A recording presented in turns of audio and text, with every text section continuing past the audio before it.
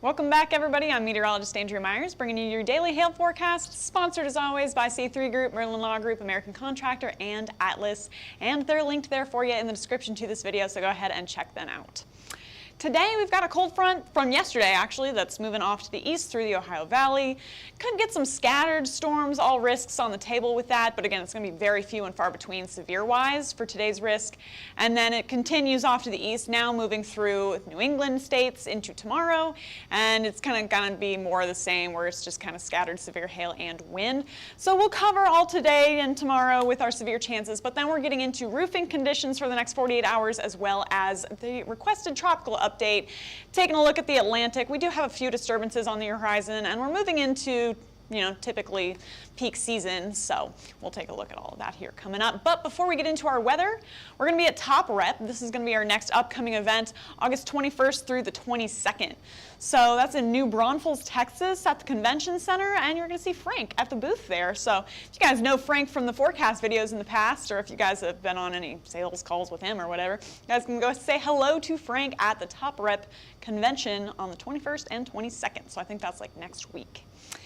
Now getting into today's conditions in the now, it's looking really pretty on this map through the central part of the nation. Hang on until we see temperatures, but, and then out in the Ohio Valley, we got that line moving off to the east. And, it's not looking too crazy right now. We got a nice solid line here, but not producing many severe wind gusts, and it should potentially strengthen a little bit with some afternoon heating, but just not a whole lot expected out of this guy as it moves off through Ohio and then off into the northeast for tomorrow. So there's that temperature map though. 97 degrees already this afternoon in Dallas, Fort Worth, 96 in Houston, staying in a lot of the 90s and even triple digits down through the south, and then 70s and 80s up north. Check out that low pressure zone though. Here's that cold front with those storms moving off into the Ohio Valley, and you can see how it's getting kind of squeezed off to the east by this whole ridge, this high pressure zone through the desert southwest. That's going to get us nice and hot through that region, cooling us down some from that low through the east, and you guys are going to be the only ones really with a chance for storm systems as well as cooler weather until this pattern kind of changes a little bit. On the muggy cast, not great, not terrible. It's better than it has been for the past month or so. We're sitting, at a little muggy through Oklahoma City, Kansas area, through parts of Texas. Really the only people with oppressive or very humid conditions are going to be down in like Florida and the East Coast, and I think you guys are probably pretty used to it out there.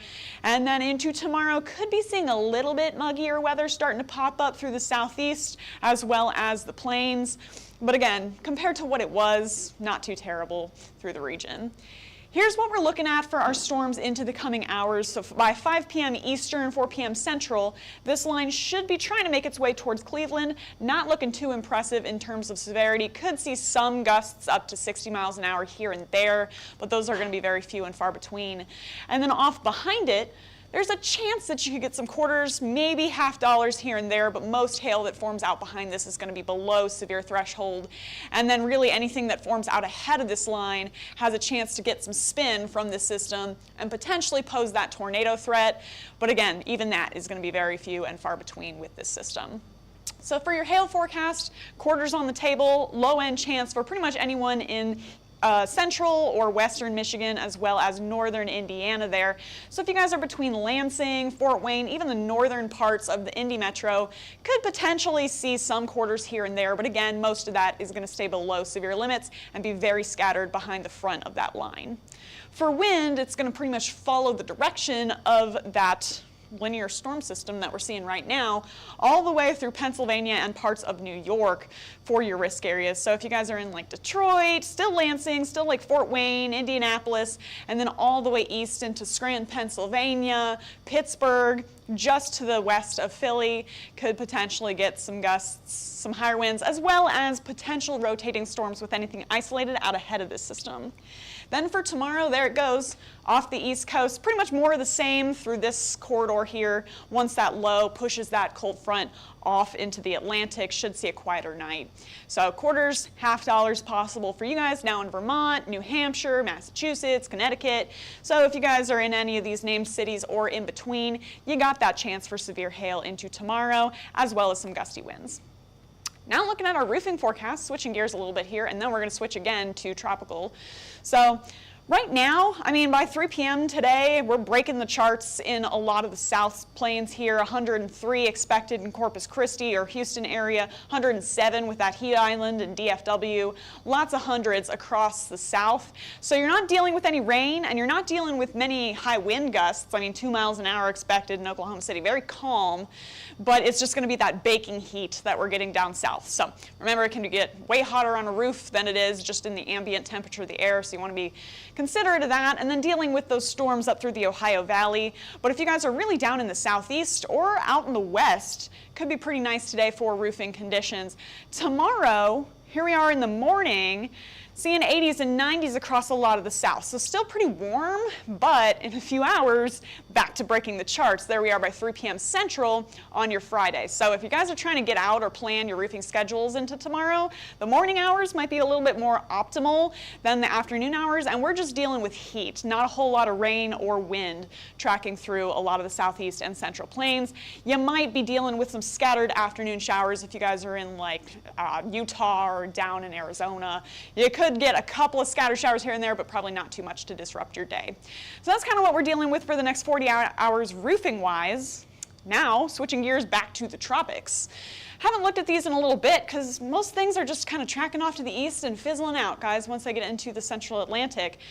But we do have a chance on these two systems. Now this one here, you can kind of see where it's trying to organize, but it is lifting up to the northwest. Less favorable conditions for this as it tracks that way. So next 2 days, it's got 40% chance of development, 60% in the next 7 days, but if it keeps lifting up to the north, it's probably going to die out. Same deal with this guy. Now it is tracking more towards the Windward Islands and the Caribbean where conditions are better for development, so we could potentially see more after that 7-day period for this guy. We'll have to see which way he tracks, but we'll keep an eye on that. And then out in the Gulf, there's always something going on in the Gulf. Just some rain and showers right now. It has a potential to organize since we're in that kind of calm high pressure zone and got those nice warm Gulf waters, but over the next 5 days, only a 30% chance. So this winter is predicted to be fairly mild. What does that mean? So yeah, we're going into an El Nino, and just depending on where you are, that affects how your winter is going to look. So if you're in Missouri, mild winter, we can actually post on our stories if you want to see a specific map of what El Nino winters are expected to be like. But down in the south, probably going to be a little bit drier and cooler than average. So we'll keep an eye. We can post something in our stories about El Nino because I feel like that would be beneficial to everybody. So for tropics though, I mean, here's what we're dealing with for those hurricanes, tropical systems as they track off to the east. This is again like Cape for the ocean. So when you see these really bright values, that just gives those storms more energy to form. So once those moves off to the east, that first leading system has the potential to see more of that tropical cyclone heat potential tracking off towards the South America area. But you know, if that other one lifts up into the north, not much to work with. And then anything that's out in the Gulf has the potential just from that. Same with wind shear. We want to follow these bright pink colors through the central Atlantic, and that's where that first system has the potential to ride, is along those high or low wind shear values through the central Atlantic. So going to have to watch that system. Same with the one out in the Gulf, but that should have a pretty low chance of development over the next 48 hours to however many hours 7 days is. So then for our trop formation, this is generally what we get this time of year. Lots of storms developing through the Atlantic and then either riding up the U.S. East Coast or making their way into the Gulf.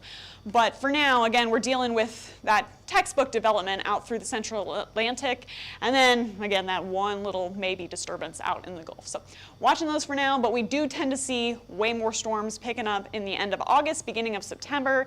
So we'll keep you guys updated more and more as these storms come at us through the next few weeks.